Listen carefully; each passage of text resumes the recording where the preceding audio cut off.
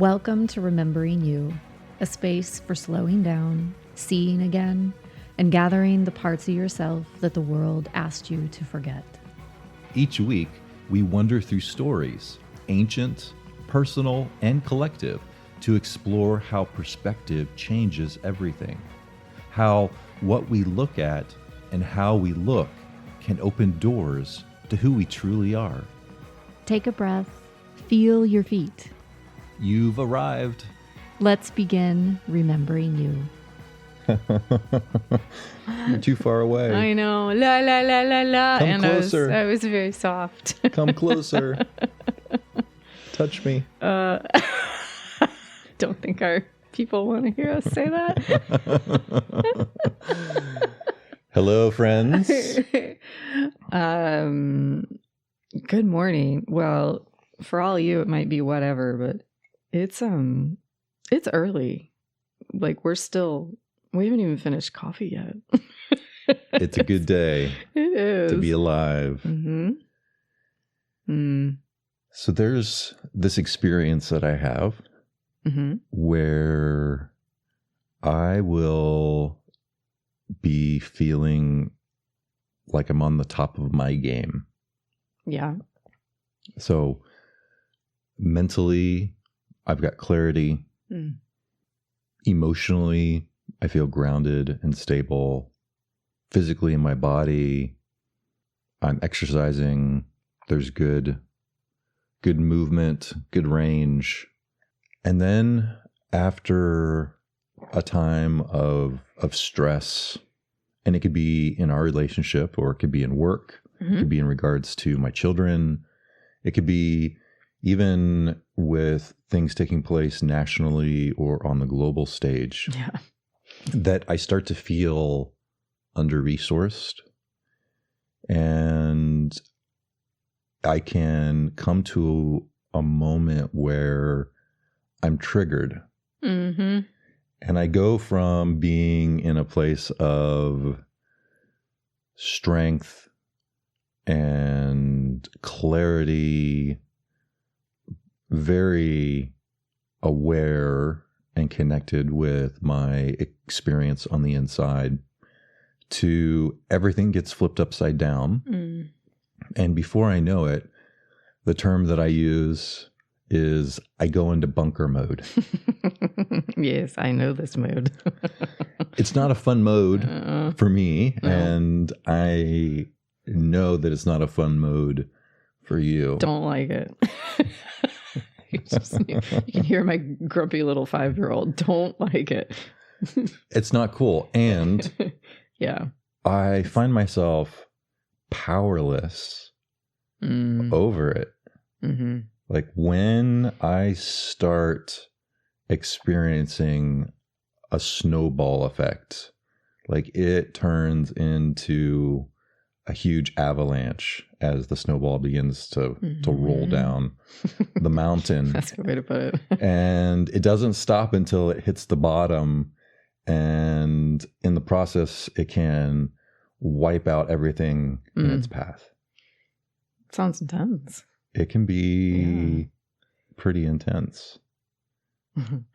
We were hearing you say that about the snowball yesterday when we were on our walk, and we have a little neighborhood park, and there's this little tiny bridge that goes over a little ravine, and it kind of ramps up and it ramps down, and we were just walking on the little downslope. I mean, it's like 2 feet long. It's just tiny.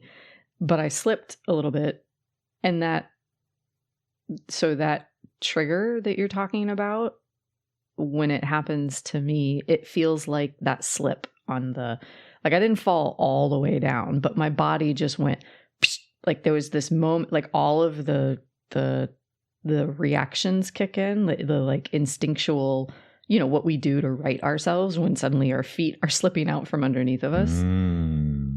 It getting triggered for me often feels like that. It's just instant. Sometimes it creeps up on me, but usually it's like a flip, and then there's just this cascade of of responses or instinctual reactions that I don't have any control of. Like they're just happening. Mm-hmm. Mm-hmm. For me, in my avalanche or bunker experience, I will then be followed with all kinds of shame. There is a sense of, I can't handle life.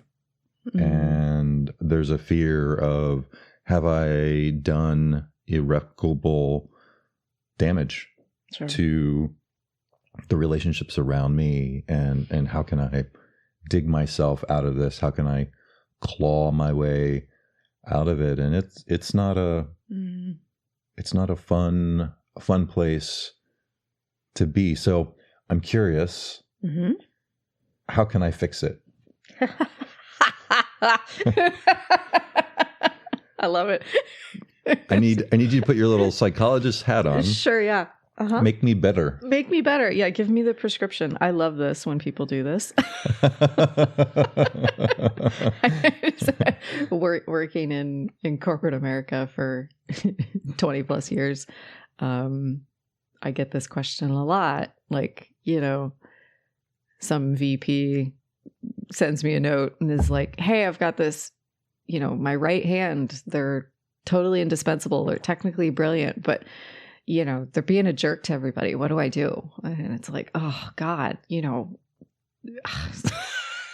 anyway, so we're going to talk about some things today, but the moral of the story is I can hand people a map. I can give them a framework. I can give you definitions. I can tell you about the research. I can tell you kind of like, here's the steps that people follow. But as they say, the map is not the terrain. And all of that I just described is very cognitive, which is a part of it, is a thing that we need. We need a way to make sense of things. We need a way to orient. We need kind of a way to put the puzzle pieces together. But then we have to experience whatever the terrain is. And that's the difference between the map and the terrain. So it's not a mental, this isn't like learning a new software program or, I don't know, reading through a book and kind of studying its contents. This it's more like, if any of you have had children, now what it's like to have children.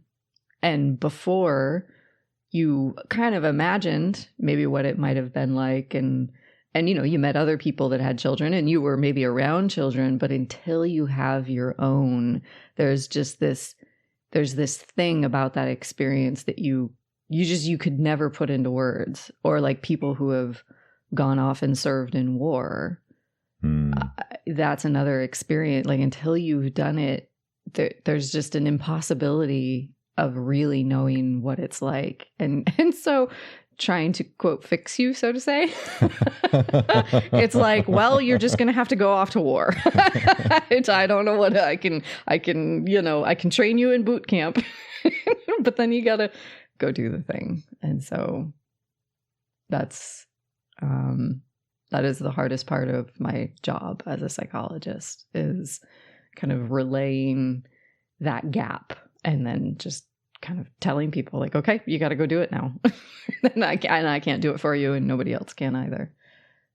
Thank you. And I'm pointing to something that in a lot of relational connections, the purpose or sometimes the why that we don't always recognize or say out loud is that we're moving in this direction with this relationship with the hope of having some fixing taking place, that the other person is going to fix me, especially in a relational, as husband and wife, as partners in the second half of life together. I can have sometimes a moment of insanity and I want help to fix my stuff. Sure. And It's very human. that makes sense. Yep. And it's not your responsibility to do my work. No. And that's a super easy thing to get kind of caught in as a partner who's, oh, and I'm sure I've done that to you. It happens. We don't even think about it. No, it's like, you know, if you would only do this thing or say that thing, or if this part would change, you know, then I would be all better. Mm-hmm. And that's a really good sign that like maybe you've got some of your own reflection but anyway, I was just gonna say, and then it gets kind of gray and tangled, but we can, I see what you're pointing at. We can get into that. Let's talk about attachment. Yeah. So this is really what we're trying to talk about, is the attachment system. How do you define the attachment system, and like what does it affect in my experience, especially when I'm talking about my avalanche or my bunker mode experience? Yeah. So all of us have an attachment system. It was formed first 6-12 months of life, but it changes all throughout our life. It doesn't ever leave us just because we grow up and turn into an adult. It's our psyche's most fundamental. It is like the built-in, totally integrated, automated, kind of like a compass that is always trying to point you toward safety, that like a feeling of security and calm and just kind of like, I got both feet on my ground and everything is okay, and belonging. So, you know, like it or not, we humans, we like this need to belong is no different than our need for breathing or food. I mean, it's so, even those of us who are hyper independent and like to do everything on our own, we have this patterning inside of us. We are the most social creature on the face of the planet, and we're designed, so to say, to need one another and to make sense of ourselves through one another and to form groups and to form connections. And so this attachment system is the thing that manages all of that, and it sends us like messages, in a sense, depending on how our attachment system was shaped early in life. So for some of us, we get bunker messages like you do, like when things get too stressful, it's like, go hide, go be alone, get some distance, to just, you know, bunker down. But for other people, it's the opposite. It's almost like cling, get closer, find other people, don't let go, like, you know, little baby monkey just grabbing onto mama. and so the attachment system is a giant kind of set of responses that give us this sense of how to orient when we're with other people, or just with ourselves, and we're, you know, kind of stressed and reaching our limit, or just don't like what's going on. Mm-hmm. So it's not just a way of relating to our childhood or our romantic relationships, right, but it's that fundamental relationship with everything, every risk, every creative act. Like, it goes back to how our bodies learn to either trust or embrace. And this conditioning is not just something that is taking place in our heads, although it is a part of our neurobiological regulation system. But it's also in our bodies, like our tension, the way our bodies respond. Your experience yesterday on the bridge and hitting that little patch of sand and sliding just a little bit on the way down. Your whole physiological response was brace for impact. Very much. Yeah. And it was kind of a panic moment. And so that is directly connected to our attachment system and the way that we experienced life in our formidable years as children. Yes. So I think I want to just give a little callback, as I say, to last episode, just as a reminder for a little bit of context about like where we get our psychological systems from, or sort of like what the wider kind of field that this is embedded in. And in the world of psychology and neuroscience and interpersonal neurobiology and all of the different kind of specialties, there is universal acceptance of this as a system. And there's a couple of others that everybody pretty much agrees. It's like, yeah, that's definitely a system that we have kind of going on in our experience as a human. But there isn't a consensus about exactly which systems they are and how they all work together. And that's fine. Like, we don't need to resolve that kind of confusion or tension. But I do think it's helpful to understand that these arise from all of our very basic, fundamental, just human needs. We have all of our needs for safety, for food and clothing and shelter. We have kind of some of the higher ones around belonging. We need to feel trust. We need to feel accepted by others. We need to be able to respect the people around us and feel like the people respect us. We need to have a sense of like self-esteem. I need to be able to feel like I'm a competent person who can go out and do things. And when we don't, it's really, really painful, or just confusing. And, and then there's some quote unquote higher ones that sort of start to get us outside of ourselves. We experience like growth and expansion and wanting to connect to something that's wider and bigger than us. And all of these, you can think of them like they're just the different ingredients we need to organize ourselves as a human and have a comfortable, enjoyable experience in life. Almost like when I plant a seed in the ground, depending on the seed that it is, it needs its particular kind of needs of sun and nutrients from the soil and water and, whatever kind of temperatures. And if it doesn't get those, it's just not going to grow very well. And it's the same for us humans. Like we have our version of soil and air and water and sunshine. And those needs that we have create kind of how we thrive. And we've got all kinds of adaptive strategies when things don't go perfectly, and it never does for anybody. And the attachment system is kind of one of these strategies that we can shift and we adapt to whatever the circumstances we had early in life. Yeah.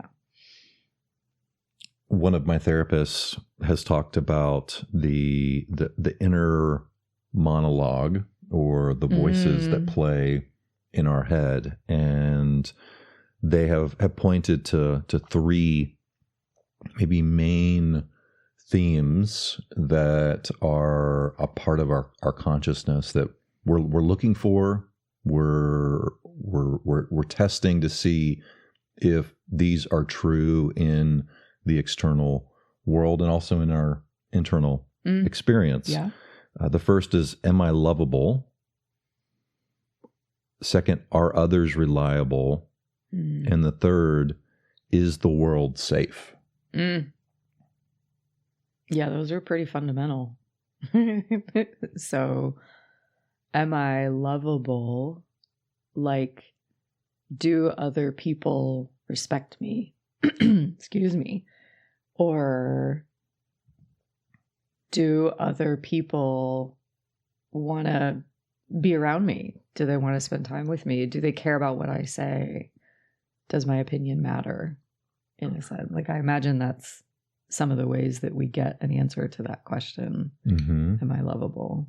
And then are other people reliable? Like, can I count on them? Do they follow through on what they say? And then, like, even in a workplace context, is the policy going to change tomorrow? That's more of like, is the world safe? But yeah, like, are other people going to do what they say they're going to do? And can I depend on this connection tomorrow in the same way that I experienced it today? And then, is the world safe? Oh boy.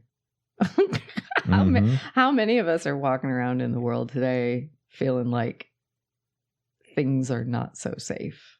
And that the way we experience the natural kind of just ebbs and flows of whatever's happening on the global stage or in our local community, our attachment system is the filter that we're looking through to make sense of all of that is happening. And so, depending on the person, we can experience that in a really different way.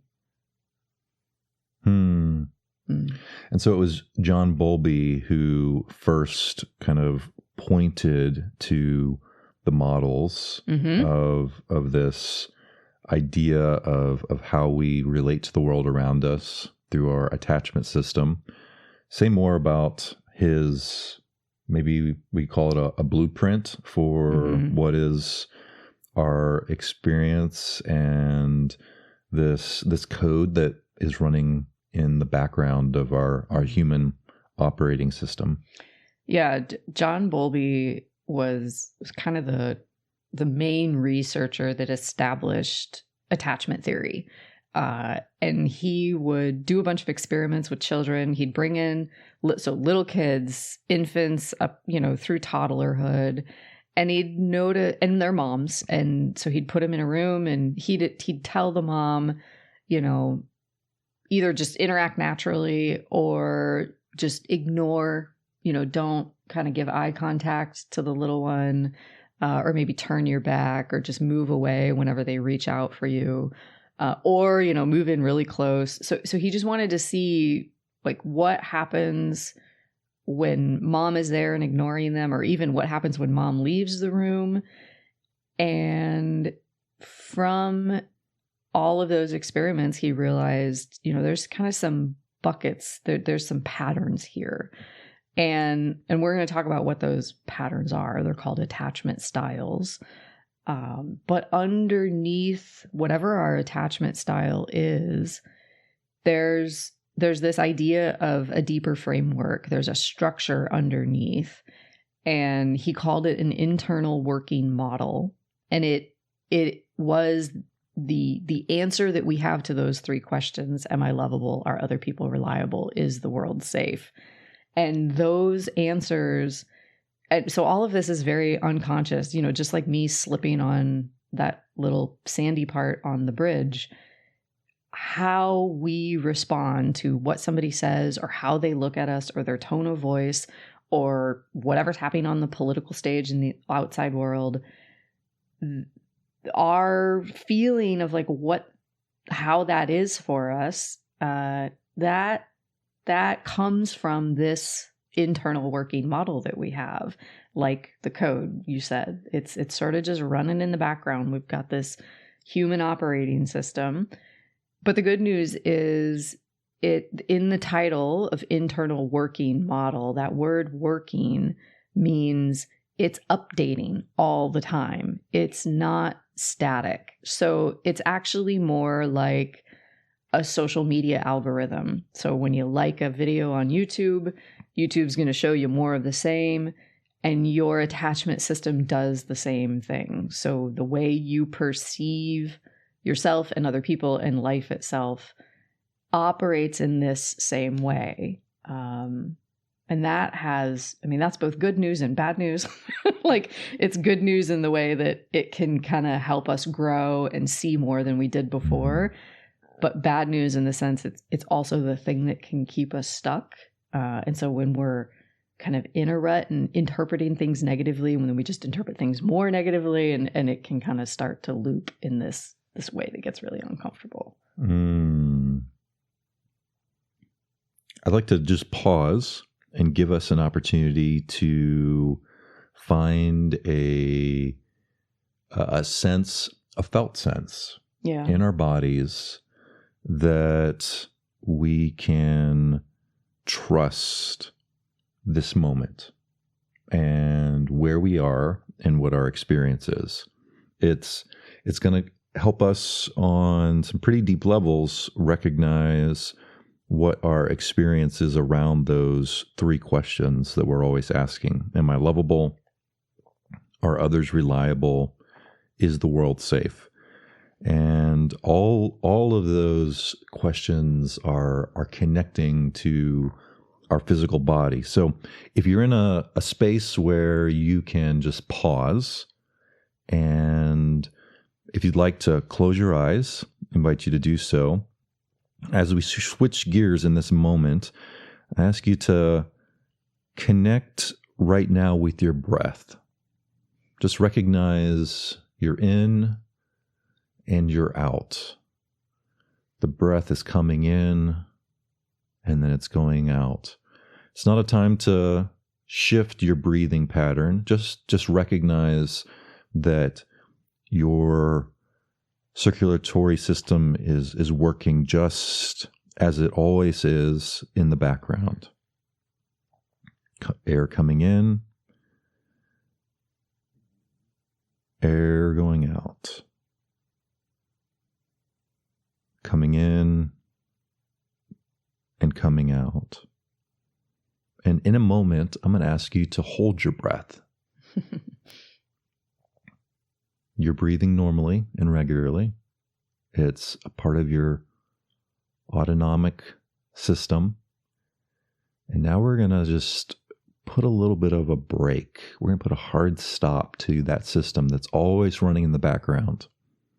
And at the count of 3, I'm going to ask you just hold your breath for a moment and notice what your experience is. 3, 2, 1. Hold your breath.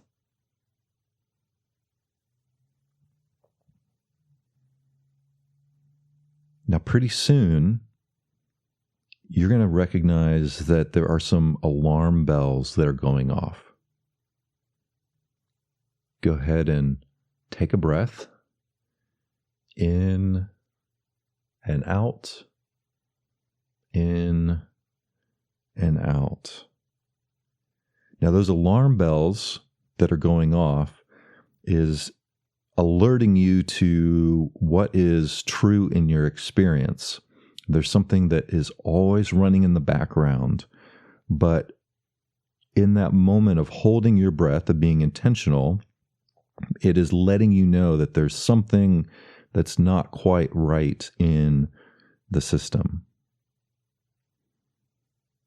Something that's always supporting you, but then, it's different. It's changed. It's shifted in a moment. Now I want you to recognize what is beneath you. You may be sitting or standing or even lying down. Can you recognize the ground that's beneath you? The ground is rising to hold you. Gravity is directing you to the ground. And a part of that ground rising to meet you, to support you. Notice that the ground is always beneath you, and it has been supporting you your entire life. Even before your first caregiver held you, the earth was holding you. And that's the most fundamental, secure base that we have. It's been here.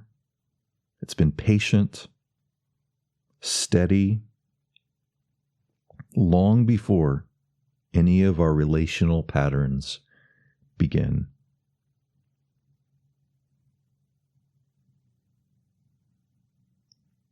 Notice how this exercise, this practice, connects with the question, am I lovable?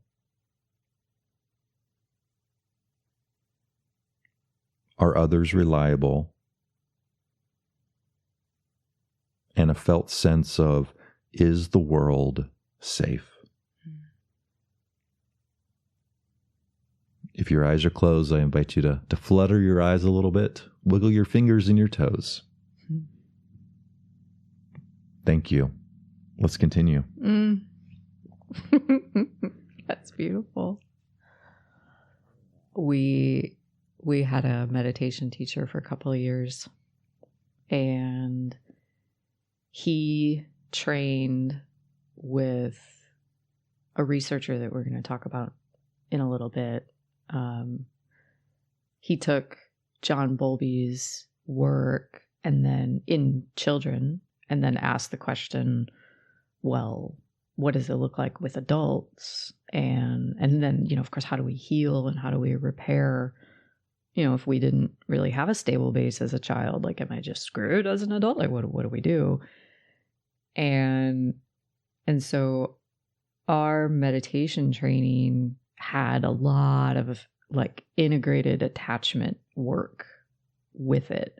And the very first time, like very early on in the training, he had us kind of lay on the ground and attune to the ground, and just to recognize the depth and the holding that was there and has been there our whole lives. And there was something in me that I started sobbing. I was just like I experienced a felt sense of holding and safety that I really never had before in my life. And it surprised me. Like I wouldn't have, if you had asked me the day before doing that exercise, if what my experience of whatever, being safe and being held and kind of like being on a stable ground, I would have told you like, oh yeah, it's it's good. Like I can feel that.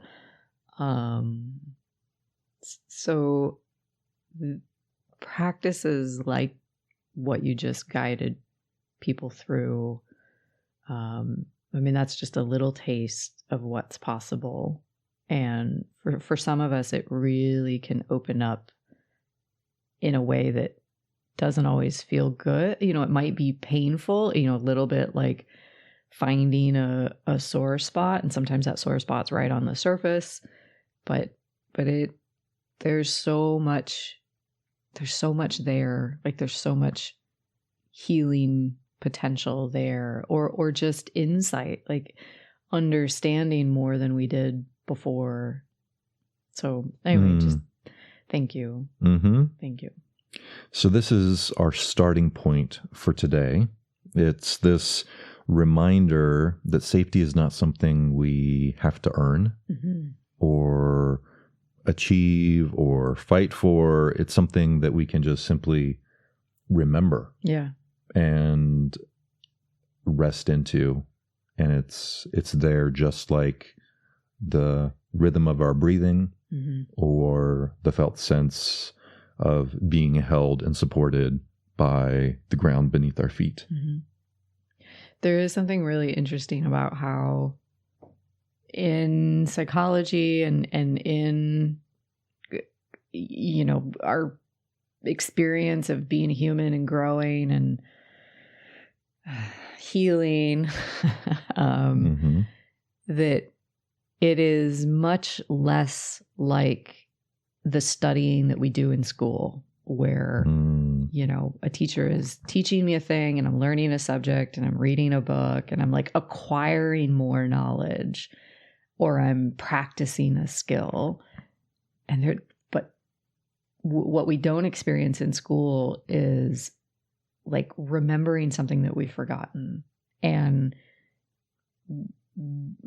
attachment stuff and learning about our own inner world is really much more like remembering something that we've kind of always known. Maybe we just never really knew that we did. But when we discover it, it's like there's something in us that recognizes like, oh, this has just been here all along.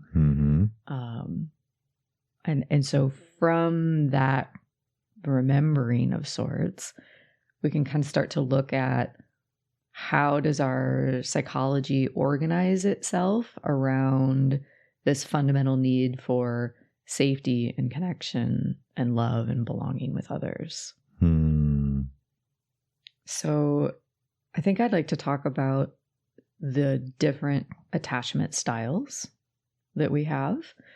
So we have this internal working model, this kind of blueprint that Bowlby named. We've got these 3 fundamental questions that we got answers to real early in life, and we're getting answers to in every moment of the day. And so then, depending on what our answers are, that will start to organize our behavior. And this is what creates what's called an attachment style. And so when people hear attachment style, it can sound like a personality type, maybe. And that's not at all what they are. They're more like an adaptive strategy. So this is not a description of who you are as a person. It's more just, here is how your nervous system learned how to survive given the circumstances that you had very early in life. So maybe, do you want to start us off with what's the attachment style that forms when things go right? Like when for the most part you had a good experience early in life, what happens? Yeah. So as a child, our early programming experience, when there is a solid or a strong container, a really safe and stable environment, is called secure attachment. And somewhere around 55 to maybe 60% of adults today would fall into that category of that was their childhood experience. And this comes from the care of our caregivers, and the care was consistent and it was good enough. So much so that it creates a confidence in both connection and autonomy. So it's how I related to the world outside of me was stable and firm. And then the way that I experienced myself on the inside, there was a sense of calm, of rest, of all is well on the inside. So each moment of repair or responsiveness that a child's nervous system received from its caregivers, there was this early programming that communicated, when I reach out, someone comes. So when an infant cries, if the parent most of the time responds to the child's need, and maybe you don't know what the kiddo's need is. Maybe they need a diaper change. Maybe they're hungry. Maybe they're just colicky and fussy and need to be held. But that early programming of response to the crying of that child and someone soothing them begins to program and to tell them that when I explore, someone is watching over me. When I'm in a new space, some sort of uncertainty, there is that sense of I'm not alone. I'm okay on the inside, and I'm also going to be okay on the outside. Mm-hmm. Yes. And then what that means for later in life, like that really early, those early life lessons means that as an adult, as I've gone out and, gotten a job and maybe established a family of my own, and I've got friends and I've learned new things, I can connect to other people, but I can also maintain my own sense of self. I don't lose myself in other people. Their needs and desires or emotions don't become mine. And I can also depend on other people. Like I can almost like relax into this sense of yeah, they'll be there for me. And I don't need to constantly check or test. And I also don't have to do it all on my own. And then when a secure, attached kind of nervous system experiences a conflict, they still absolutely can get triggered. It can be overwhelming, but their system knows how to recover. Like there's a resilience there that comes much more easily than for somebody who never had that secure base. So conflict is absolutely still a thing. It's still uncomfortable, but there's like this way of knowing how to move through it and how to find reconnection again after there's been this rupture. It's almost like there's a path of breadcrumbs to follow your way back home. Yeah, it's a good way to put it. Yeah.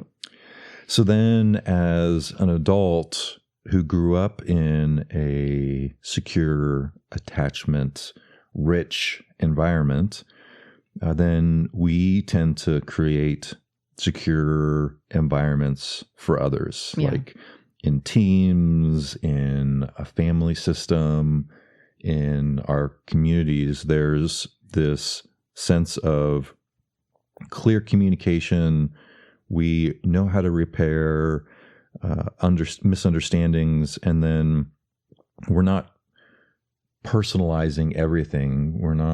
Everything that happens around us is not a personal attack. Like we have the resources, and there's the buffer to experience life without it knocking us off of our center and our experience. So that's the blueprint that we start to experience or make sense of the world around us, and we can invite others into that experience because of what our experience is. Well, and there's something within all of us that want that. Like every single human, it just naturally oriented. Like we're all trying to find stability, safety, a ground, ease. I mean, it just, this is fundamentally what all of our nervous systems are looking for. And so that's true for a lot of things within psychology. Like this is kind of one of these just fundamental truths, almost like a law of physics in a sense in the natural world. Like there's just a way that things are meant to work. And when we encounter either within ourselves or within somebody else, this like strong base of confidence and connection and ease, I mean, there's something in us that just is like, oh, that is so nice. It's such a relief. I think of a story in my experience of the first hospice team that I worked with. The team lead, our director of nursing, her name is Cherry. And she's lovely. You've met Cherry. She is one of the most beautiful and inspiring, connected humans that I know. I look up to her, and she created a pretty dynamic team. And in our experience, she had to step into a space where the corporate governing agency started to try to move us in some directions. And she said, no, that's not going to be healthy for our team and caring for ourselves and also caring for our patients. And it got to a point where she was removed because she had drawn a boundary and said, I know my team and I know what we need, and this new direction is not what we need in our experience. And so within a few months, they had replaced her, and the new team lead was anything but able to create an environment for the team that was secure. Pretty soon, she took each of us as team members out for coffee. And while we were out for coffee, one of the questions that she asked was, what do you not like about the other members on the team? Oh my goodness. Oh God. And then she told the team members what everybody else had said about them. Holy shit.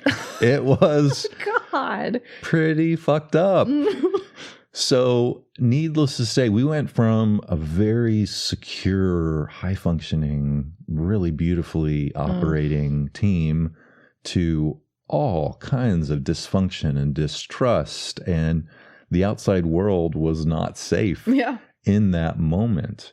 And I learned an important lesson that day, that the person at the top is really vital to how a team functions.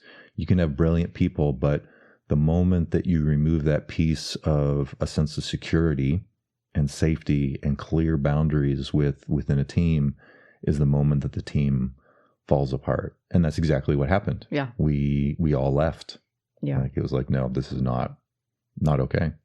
I see it in the corporate world. I could tell you dozens and dozens and dozens of stories of excuse me. Leadership development was kind of my niche, that's what I did in the corporate world, was just try to teach people, what does it mean, whether you're a new manager or a seasoned executive. And so I used attachment theory a lot, just trying to explain to them, here's how you show up. You can be the most brilliant at whatever your technical field of expertise is or whatever your specialty is. But if you don't have these fundamental building blocks, none of that really matters. And your story is a great example of it. Well, so maybe then we're talking about how things go wrong. Let's maybe get specific. We'll talk about, there are 3 insecure attachment styles. So we've talked about the secure one. The first one is in the insecure bucket is anxious or preoccupied. And that's about 20% of adults walking around, generally, depending on the study, it's roughly 20%. And so an anxious attachment system, early in life, generally what happened is the care that they received just wasn't consistent enough. Maybe sometimes parents were there and responsive and soothing, but often enough parents were withdrawn, just weren't present. And so their body learned, in order to keep love, in order to maintain connection, I've got to chase it. I've got to always be on the lookout for it, So this looks like the really clingy kind of child who's always grabby and just hungry and wanting connection. So there's just this anxiousness in, where's my person and am I safe? So it looks like hypervigilance. Yeah. It's an over functioning, or this constant checking in to make sure that I'm okay. I'm okay. Yeah. Because the body, it's interesting how there are thoughts in our head, of course, and we're all, we're aware of those. We know what kind of thoughts we have going on in our head, but our body is giving us constant signals. And so in an anxious attachment system, as an adult, that might look like there's this way in which we're always tuned into the tone of the person's voice or the facial expression that they have, or God forbid there's silence. Like if they don't text us back right away, or we over apologize. Like we just have this, oh my gosh, I'm so sorry. I didn't mean to, for kind of everything. And usually distance feels like rejection. And so for this attachment style, very opposite from your bunker mode, so to say, it's like whenever there's a like a feeling of things aren't right and I'm not sure. I want to move in closer. It's like, what do you need? And what can I do? And how, where are you? And are we going to be okay? It's needy. It's very, very needy. It makes sense that when you think about it, for a child's logic, it's the caregiver's attention is inconsistent. And the child's nervous system is constantly communicating to the mind and the body. You can't relax. You need to make sure that they don't forget you. So like this is on a fundamental like survival of the fittest kind of a message, and I understand how intense this probably could be, and it makes sense why a child would use clinging as a way to find that sense of safety. Are others safe, and am I loved? Yep, absolutely. Then we have another strategy. So this is your bunker mode. This is avoidant or dismissive. Also around 20%, maybe 25% of the adult population. And an avoidant attachment forms when the care that we received earlier in life was just unavailable, like absolutely was not consistent enough, or there was almost like a rejection of, I don't know, like maybe the parent just didn't really want to have kids, like didn't really enjoy having a kid, or shame, how could you do this thing or be this way?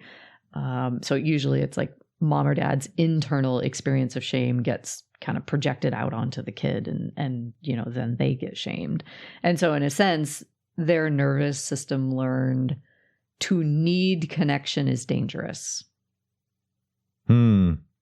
So basically, the person who is defined as avoidant or dismissive, like they stop reaching out. Yeah. There's an independence that becomes an armor. It's their defense system, and it's the nervous system adapting by shutting down its attachment signals. And this internal working mode becomes something like, I'm on my own is the tape that plays in the mind.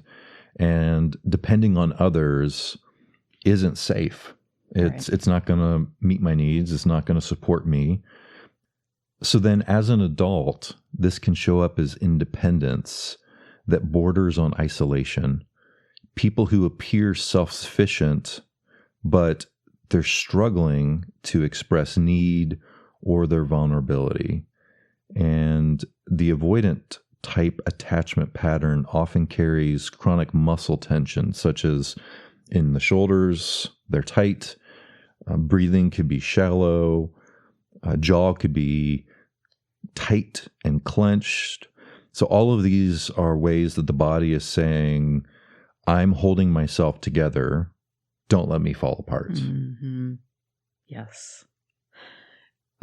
We haven't explicitly said this yet, but it's important to name that people who have fundamentally a secure attachment system, when they're stressed and triggered, can adapt one of these strategies to kind of figure out the situation. So if any of you are listening and recognizing either the anxious attachment strategy or the avoidant one,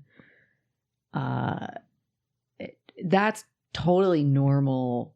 Like all of us, when we're stressed, we'll do one of these two things in a lot of ways. Like we'll go hide, or we'll just feel this need to really move in close. And we might, depending on the situation or the person, go one way, and then we might go another way in the next moment. And so there's a lot of complexity in these, like, I don't know, trying to figure out like, oh, well, what bucket do I fit in, and like which attachment style, like, am I secure or do I have an insecure form of attachment? So I'm just, if your mind is starting to do that, maybe just hold all of this lightly. There's a layer of subtlety and complexity here. Like, it's not cut and dry and black and white and super neatly defined buckets. But these are helpful pointers to start to help us kind of be able to make sense of our experience and recognize some of our patterns. I think I would add that you would define my attachment style as secure. Very much so, yeah. And after a time of reaching out, and it doesn't matter what area in my life and my experience that I am trying to connect with X, Y, and Z, and I feel like I'm not being met. I'm not being seen. I'm not being heard. And it eventually comes to a place of my strategy for making sense of the world and what my response needs to be will change from being secure to being insecure. And I will fall into one of these two categories in my response, thus the bunker mode. Yep. Yeah. Yeah, absolutely. So we have one more. We have our third kind of insecure attachment style is called disorganized or unresolved. It's about 15%, maybe 18% of adults. This one is, from a clinical perspective, the hardest to work with. It is probably one of the most painful attachment styles. The intensity of it can vary a lot from one person to another, but what happened early in life was essentially the care that the child received was both loving and connective, but also terrifying and frightening. And so the nervous system just kind of short circuits because the person who was comforting them was also the source of danger. And so that just creates a really confusing, like, I mean, I imagine most of you can kind of try on that experience and recognize, like, oh, like that's hard. Like, I feel in my chest almost like this pulling apart, or this way in which, like, I don't know how do you resolve this? Like, what do I do? So I think that's the big question. How do we work with these patterns? How do we start to change our internal working mode itself? Or are we just kind of SOL up the creek without a paddle? No, not at all. So we have our attachment styles. We've gotten this sense of, like, there's this deeper blueprint, these kind of three fundamental questions that's creating the attachment style that we see. And so we can talk about what it really means to start to work with the patterns that we have. And as I named before, having a map, knowing what the styles are, is not itself transformative. It's a step in the right direction, but it doesn't actually mean that we've walked the territory. And in order to be able to do that, like, to kind of change whatever terrain it is that we're experiencing, we need to, in a sense, build some new roads. We need to find pathways within our nervous system that are safe. We need those moments of safety. We need experiences with other people that are safe and secure. And we need to start to learn how to be able to repair the moments of conflict and rupture that we experience. So that's the part that I find both comforting and then also kind of frustrating on the inside. It's comforting because we're not doomed to be stuck in these past patterns of how we experience the world. But it's also frustrating because there really isn't an intellectual fit. Mm-mm. So I wonder, like, how do we change that felt sense, which is our blueprint? Mm-hmm. Well, this is where we get to talk about Dr. Dan Brown. So this was our meditation teacher's teacher. Dan Brown was a clinical psychiatrist at Harvard, and he literally wrote the textbook on how to repair attachment kind of ruptures, or I don't like the word disorder because it sounds like a disease. And that's not at all what it is. Anyway, so it's like, how do we reconstruct a secure base if we never had one growing up? And we need three fundamental. So, you know, out of those three questions, we need answers to those three questions in a secure kind of way. So we need a safe external base. We need safe other people in our life. We need a safe internal base. We need the capacity to be able to regulate our own experience rather than just getting swept away and caught in it and overwhelmed. And we also need what he called a transpersonal experience of safety, whether that's trust in awareness itself, which can be pretty abstract. But another way to point to it is like what you walked us through in just feeling the ground beneath us. So feeling safe in the earth or just in life itself. And that one's harder. Like if our internal experience of safety and safe others aren't in place, it can be kind of hard to find our way to transpersonal safety. So we'll unpack these kind of one at a time. So just so I have it clear, there's external safety with others. There's internal, my ability to self-regulate. Yep. And then transpersonal, this trust in something that is greater than my own experience. Absolutely. Something that's outside of me. Yep. Okay. Yeah. That's great.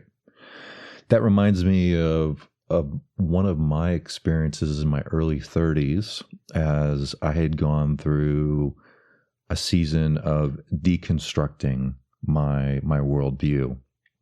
And what had worked on the inside and what had worked on the outside no longer worked. Like the tribe that I was a part of, I was in the process of stepping out of the belonging and the meaning making and the sense of safety and connection that I had grown up in. And it was a very destabilizing time in my experience. And I had a friend who we had both graduated from seminary together, and his dad, Bob, had gone through this new thing called a men's rites of passage. And it's funny because it's not a new thing. It's been taking place around the world in all cultures ever since people were gathering together around fires and making community. And after he went through this 4-day experience of a men's rite of passage, he brought back to his community this practice of holding counsel. And that was when I was first introduced to the Illumined men's work, where men gather in a circle and the container is formed through some agreements. I'm going to speak from the heart. I'm going to listen from the heart.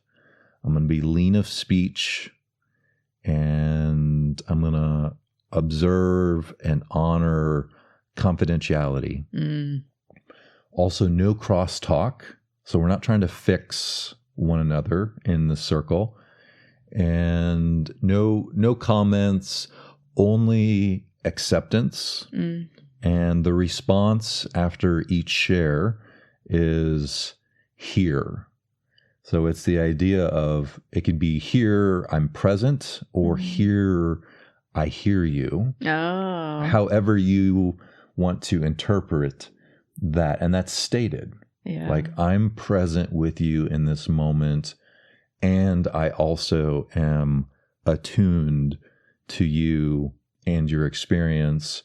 And your experience does not elicit a response from me other than just to love and to witness what is true for you. So I started attending the meetings, and these councils for me gave me a sense of community, of belonging. As I was going through a transitional and pretty big developmental shift in my experience, I found that I was held by these men who became elders, became wisdom keepers, became folks who are a couple steps ahead of me in my experience of seeking wisdom, authenticity, healthy masculinity, and it was outside of me.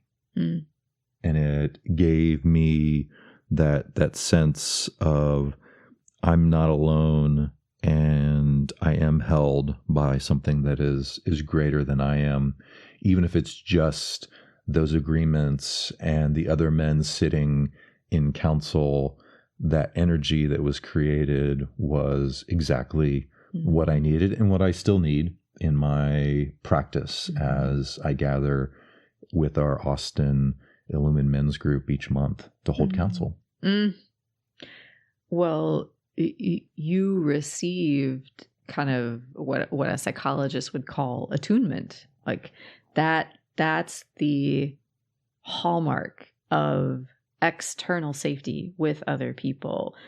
That accurate mirroring without any distortion. So nobody was trying to fix you.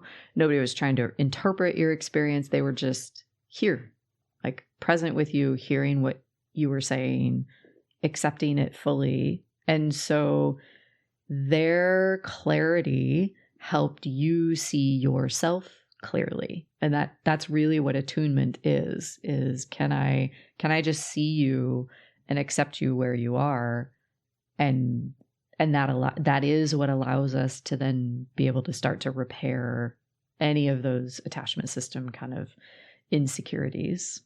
It's beautiful. Yeah, it's an incredible gift that I get to participate in. I'm grateful for. So as we then internalize those safe external experiences, if we've had an insecure attachment style, or if we're just going through kind of like you were, this period of disruption in our life, you start to be able to learn how to become your own secure base. And so that doesn't mean I'm self-sufficient in this avoidant kind of way. It's not bunker mode. It's really that we're learning how to cultivate our own internal caregiver, this steady presence within ourselves. And so when we talk about, like, what does it mean to reparent ourselves? That might be a word that you hear in kind of psychological communities. This idea of reparenting is really just the ability to comfort ourselves, to validate our own internal experience, to regulate our inner world with compassion, with love, with acceptance, rather than, I imagine a lot of us have an experience of internal self-talk that sounds something more like, how could you? You were so stupid. I should have known better. That does not create a sense of safety within ourselves. And so instead, our self-talk can start to become much, much nicer and more grounded. And actually have compassion with it. In Dan Brown's model of attachment repair, he emphasizes this metacognitive awareness. Mm-hmm. And this is something that it's fun to watch come online with my kids or with other people in my life. It's the ability to notice our mental and emotional state without being fused with them. Mm-hmm. So instead of saying, I am anxious, we would say, I feel some anxiety here in this moment. Or I am afraid, we would be able to articulate because of our awareness and we're seeing what our experience is. I have fear in this moment. So I'm not fused with my experience, which then gives me an opportunity to have like this 10,000 foot view of myself and all of the different pieces that are coming together to make up what my experience is. Mm-hmm. The analogy I like to use about like what metacognitive awareness really is the difference between being an actor on the stage versus sitting in the audience and watching the play. So for most of us, when we're going throughout our day, or I guess for a lot of us, we probably have the experience of like, we're just in the movie of our life where we are feeling the feeling and we're having the thought and it very often kind of takes us over and we're just kind of in this flow. And, in the corporate world, you get the advice a lot, like just take a breath, just pause before you send off the email reply in your anger. We've all probably done that and then read it the next day and been like, oh crap, like why did I say it that way? Mm-hmm. And so metacognitive awareness is then, in a sense, shifting out of the movie that's happening and sitting in the audience and watching what's happening, creating a little bit of distance from it so we can observe it more objectively and maybe just slow down a little bit and take some time to feel kind of more thoroughly. And then usually we see a perspective that we couldn't see when we were just in that that kind of experience on the stage, so to say. Dan said there's a line that he says that I think is so important, that when our awareness can hold our experience without collapsing into it, our psyche discovers an inner caregiver. So like we discover that we have this strong, stable base within us when we no longer just get overwhelmed and collapse into whatever the train of thought and feeling is that's so familiar to us. And I think it's important for us to remember and to recognize that the distance that you're referring to that needs to be there is not avoidance. No, quite the opposite, actually. It's mindful holding of our experience. And the experience that I have with being fused to my emotions or my thoughts, it basically is disempowering, and I am carried away by those experiences. And so there's no way for me to then be able to pause and respond in a healthy way. Mm-hmm. I have a really close human in my life whom I love dearly, and there's somebody who can pretty easily get swept away in their experience. And it's just when we're on the phone together, man, it's just like hopping in a boat and going down the rapids with them. Like there's just this flow of words that they say and the way that they describe their experience. And it's super quick and it's like critical, and there's so much pain and there's resentment. And a number of times in our conversation, I've paused them and been like, wait a minute, let's switch. Like, can I have you focus on something else and they're like, oh yeah, I'm just like in the thing, aren't I? And I'm like, yeah. Like, so just where are you right now?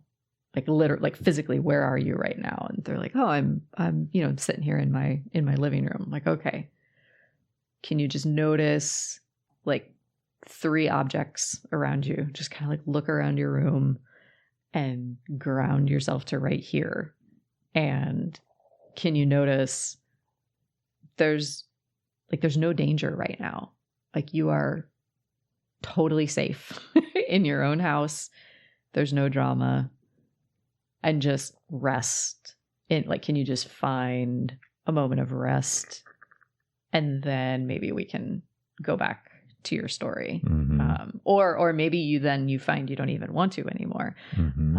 So anyway, that's like, it's giving them just a moment of transitioning out of the flow and kind of waking up to what is really right in front of them. Like, everything is fine. There is no danger. They are safe. And maybe from that place, then their story becomes something a little different. So you're describing that healing comes from mindfulness that is paired with mastery.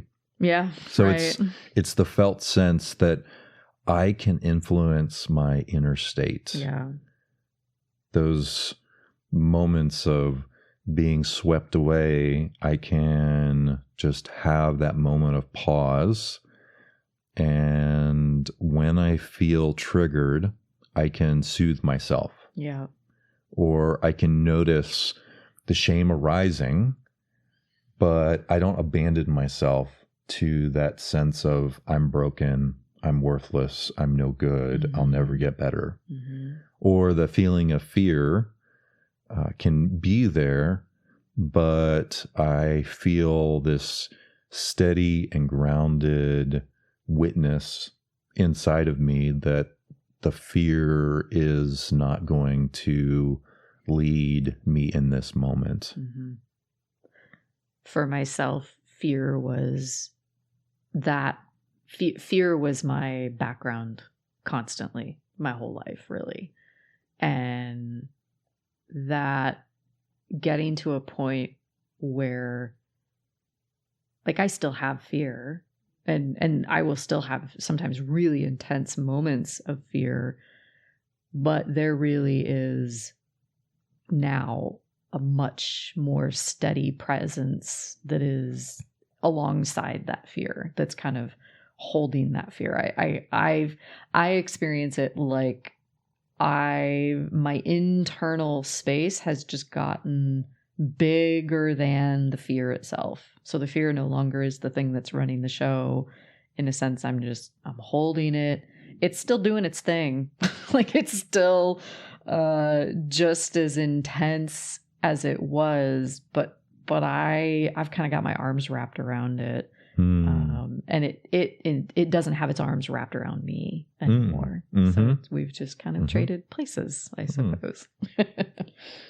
So then Dr. Brown has this idea of transpersonal safety. How would you define that and how that impacts us in our experience? Oh gosh.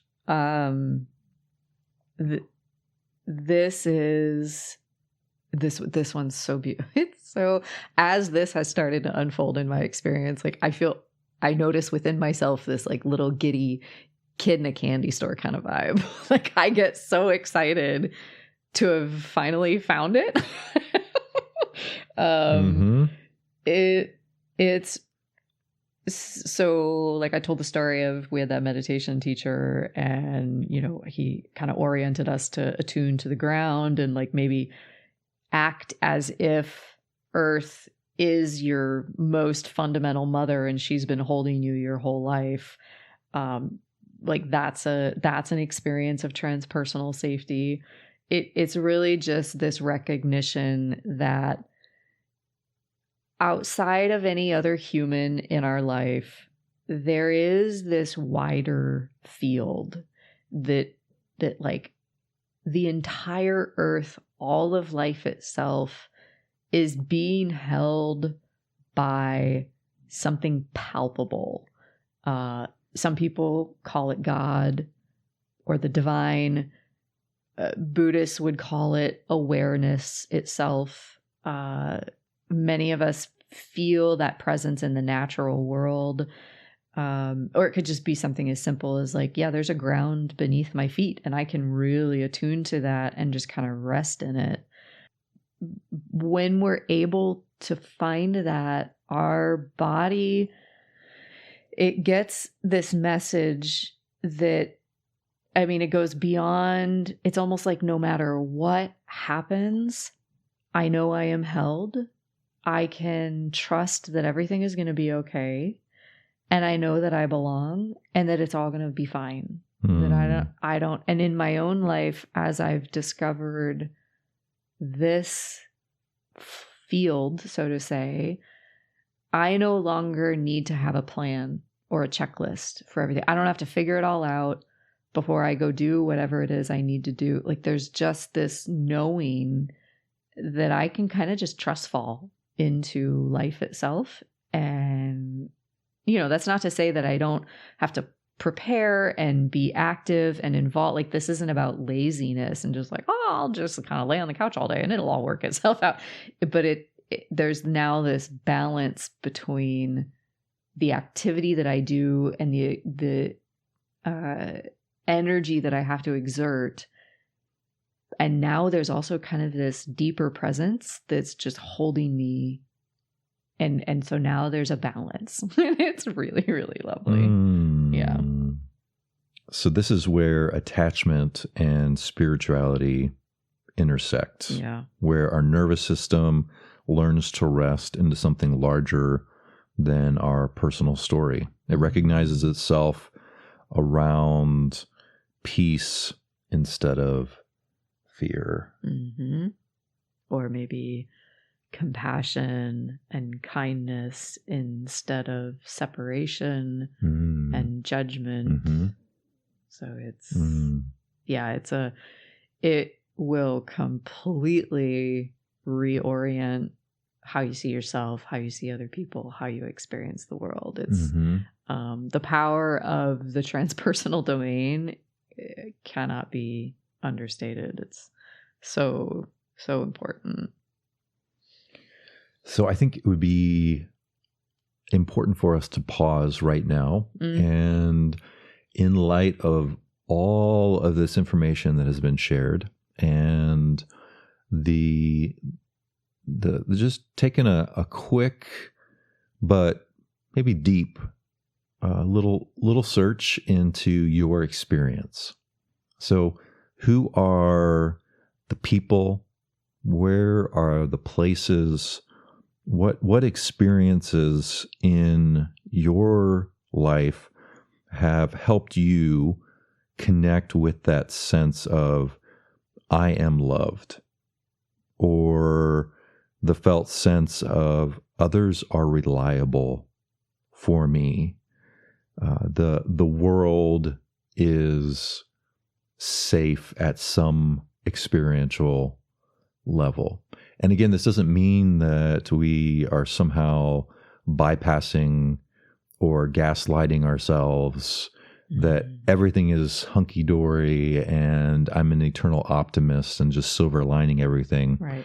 There is a fundamental need in our human psyche to have these three questions. Am I lovable? Are others reliable? Is the world safe? Answered in a way that is true and that gives us I will use the word empowerment. Yeah. To make the choices and the decisions that affect our experience on the inside and also on the outside. We've covered a lot of ground, and there is so much more that we could talk about. We could talk about what creativity means in the face of an attachment system, or what does it mean to take a risk and go explore. We could talk about, there's a lot, like, you know, my corporate brain wants to dive into like leadership and organizational culture and what happens when attachment systems are organized or disorganized in the corporate world. And I think we will do that as we record other episodes. So I just want to name that we've covered an enormous amount of ground. We've got kind of like the neurobiology a little bit, and then all the way to the transpersonal, to kind of like the soul level or a spiritual level. So throughout the podcast, we've used language that is pointing to something that is fundamental within the human experience. Mm-hmm. And it's language that's been developed within the last century. Oh, I mean, really 50 years. Yeah. Or less. Yeah. And so it's fun. I find an incredible amount of delight in looking at antiquity, to look at the traditions that have been in place around the world for thousands and thousands of years that are pointing to these concepts that here in the West we've kind of distilled down to small concepts that help us have a bite-sized approach to tackling the elephant that is in front of us. Yeah.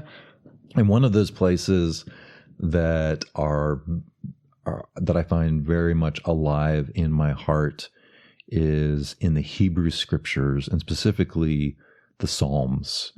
So the Psalms are a collection of poems and songs that the psalmist wrote from the outflow of his internal experience and the way that they related to the people, to the divine, to the earth and nature.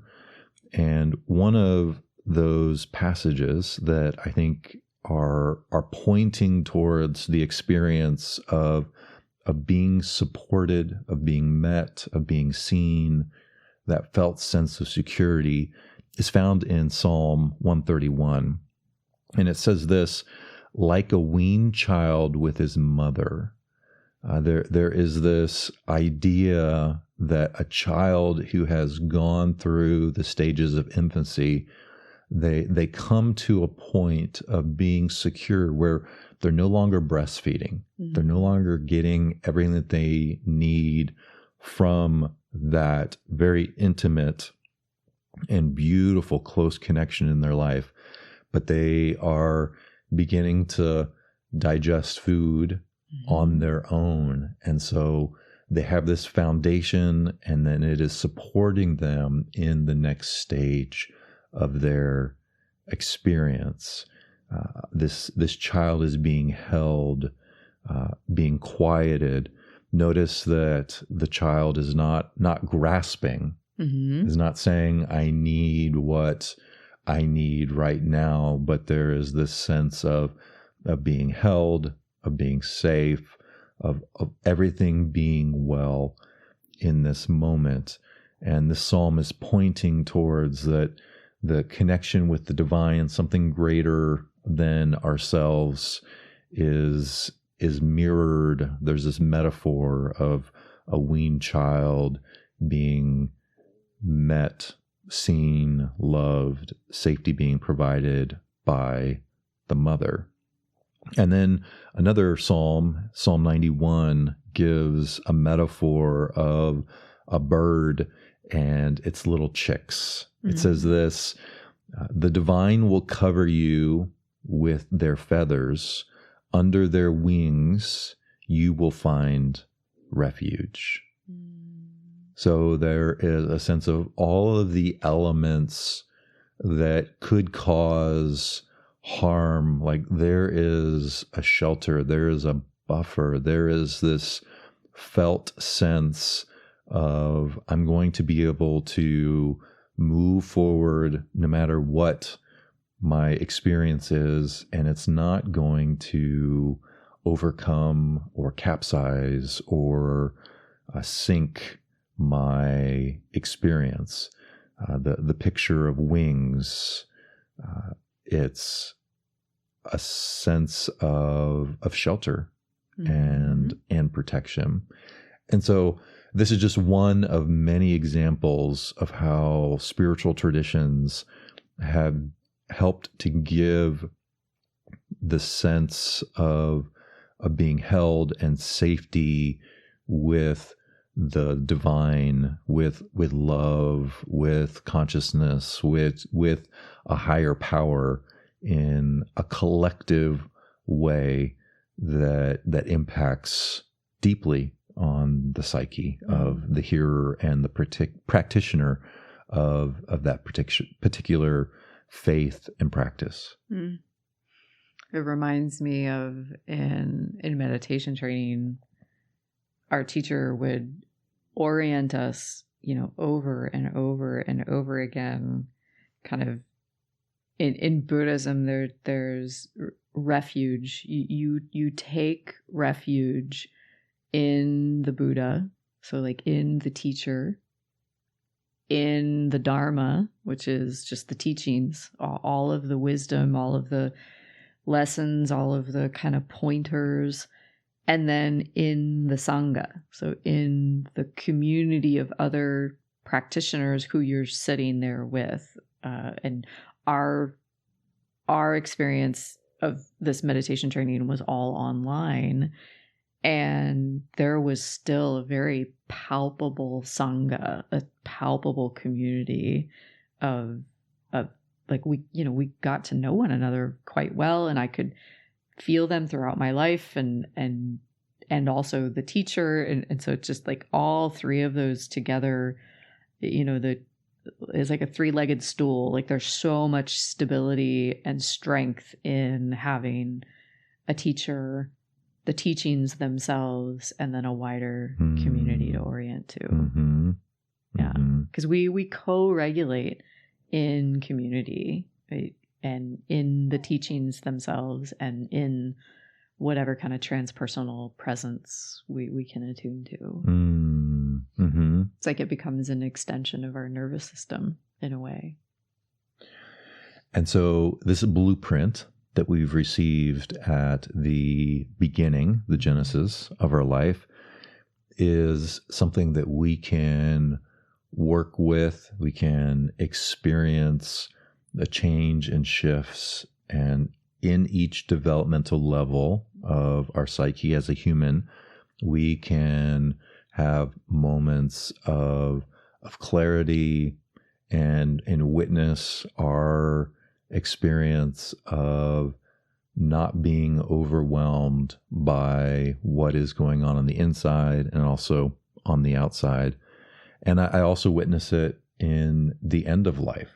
As a hospice chaplain, as a spiritual counselor, and a grief counselor, there are moments where I witness the attachment style play out for someone who is reflecting on their life and coming to terms with the process of letting go and seeing death face to face.